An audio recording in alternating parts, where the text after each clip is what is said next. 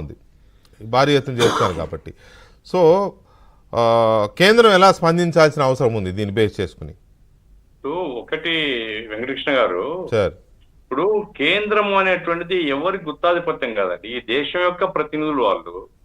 ఈ దేశం యొక్క సమైక్యత, అన్ని ప్రాంతాల్లో అన్ని రాష్ట్రాలని ఎట్లా కలుపుకొని పోవాలనేటువంటి ఇంగిత జ్ఞానం ఉందా వాళ్ళకు అని నా అనుమానం అది. ఎందుకంటే ఇప్పుడు సోదరిమణి చెప్తూ ఉంది, అభిప్రాయం అన్ని ప్రతిదీ మేము ఏకాభిప్రాయంతోనే పోతాము, అన్ని పార్టీలతో అరే జిఎస్టీలో రాష్ట్రాల హక్కులు రాష్ట్రాలకు కొల్లగొట్టేస్తున్నారు. రాష్ట్రాలని సెస్ ₹1 ఇవ్వరండి రాష్ట్రాలకు. జిఎస్టీ అనే పేరుతో పన్ను ఏదైతే ఉందో దాంట్లో కూడా తగ్గిస్తున్నారు. సెస్ రూపంలో ఏదైతే కలెక్ట్ చేస్తున్నారో రాష్ట్రాలకు రావాల్సిన ఆదాయం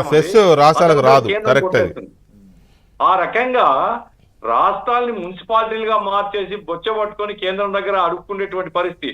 వాళ్ళు అనుకుంటేనేమో లక్షల కోట్లు రాష్ట్రాలకు ఇచ్చేస్తారు. ఏ రాష్ట్రం అయితే తమకు అనుకూలంగా ఉంటుందో అక్కడ ఇచ్చేస్తారు, ప్రాజెక్టులు అనౌన్స్ చేస్తారు. మరి ఇది ఎక్కడ? కానీ ఆ పరిస్థితి ఎవరు అధికారంలో ఉన్నా జరుగుతుంది కదండి. ఆ గతంలో కాంగ్రెస్ ఉన్నా జరిగింది, ఇప్పుడు బీజేపీ ఉన్నా జరుగుతుంది. నా పాయింట్ ఏంటంటే వెంకటకృష్ణ గారు, వీళ్ళు ఒక్కరే కాదు, ఎవరు చేసినా తప్పు. అన్ని రాష్ట్రాలను కూడా సమదృష్టితో చూడాలి, అన్ని ప్రాంతాల అభివృద్ధి కావాలి, అన్ని భాషల అభివృద్ధి కావాలి అనే ఒక నేషనల్ అవుట్లుక్ తో పనిచేస్తేనే భాష, సంస్కృతి, ప్రజలు అందరూ ఐక్యంగా ఉంటారండి. అట్లా కాకుండా ఈ పద్ధతిలో చేస్తూ పోతే అణచివేతకు గురవుతున్నటువంటి చోట ఒక తీవ్రమైనటువంటి అసంతృప్తికి దారితీస్తున్న దేశంలో మంచిదే ఈ దేశానికి కాదు కదా. అట్లాగే ఇప్పుడు నేను చెప్తున్నది ఏమంటే, మీరు డీలిమిటేషన్ చేయాలనే ఆలోచన ఉందా లేదా? నిజంగా సిన్సియారిటీ ఉంటే వాళ్ళకు 2014 డీలిమిటేషన్ మన రాష్ట్ర విభజన రీఆర్గనైజేషన్ బిల్లో ఖచ్చితంగా ఇది 170 నుంచి 225, అది 119 నుంచి 150 ఏదో పెంచుతాము అని చెప్పారు. ఏం అడ్డం వచ్చిందండి పెంచడానికి? మీరు అంగీకరించిందే కదా పార్లమెంట్ లో చేశారు, మరి అంగీకరించి అమలు చేసినారా? ఇంతకుముందు మీరు చెప్పినట్లుగా లేదా ఇంకో సోదరుడు ఎవరు చెప్పినట్లుగా జమ్మూలో పెంచారు, కాశ్మీర్లో తగ్గించారు, లడాక్ తీసి పడేశారు. అంటే రాష్ట్రాలతో ఆటలాడుకుంటారా? ప్రజల యొక్క మనోభావాలతో, ప్రజల యొక్క కల్చర్ తో మీరు ఆడుకుంటారా? ఎట్లా ఇది ఐక్యత సాధ్యమవుతుంది? అట్లాగే ఇప్పుడు డీలిమిటేషన్ చేయదలుచుకుంటే అన్ని పార్టీలు పిలవండి, మీ అభిప్రాయాలు ముందు పెట్టండి.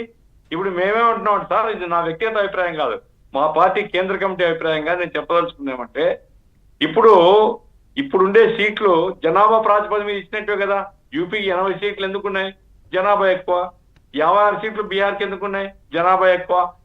అంటే జనాభా ప్రాతిపదిక మీద ఉమ్మడి ఆంధ్రప్రదేశ్ 42 లేదా 39, తమిళనాడుకి ఇవన్నీ డిస్ట్రిబ్యూట్ అయినాయి. కాబట్టి ఇప్పుడు జనాభా ప్రాతిపదిక అనేటువంటి అంశంతోనే ఈ సీట్లు ఉన్నాయి. కాబట్టి దీన్ని ప్రోరాటా పెంచేస్తే జనాభాకు అన్యాయం జరగదు, దేశం సమైక్యత వర్ధిల్లుతుంది. అందుకోసం మీరు పెంచదలుచుకుంటే ఎన్ని పెంచుతారో ముందు చెప్పండి, ప్రోరాటా ప్రకారంగా అన్ని రాష్ట్రాలకు పెంచండి. అది దేశానికి మంచిది, ప్రజల మధ్య ఐక్యతకు మంచిది. కాదు మా ఇష్టం వచ్చినప్పుడు మేము చేస్తామంటారా? దానివల్ల దేశంలో మంచి వాతావరణం ఉండదు, అనైక్యత వస్తుంది.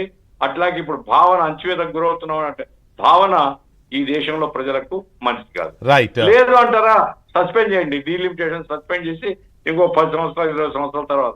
ఎందుకంటే నేషనల్ పాలసీ అండి, జనాభా తగ్గించాలా, ఒకరు లేదా ఇద్దరు, అంతకుమించి వద్దు అని చాలా ఖచ్చితంగా మన రాష్ట్రాల్లో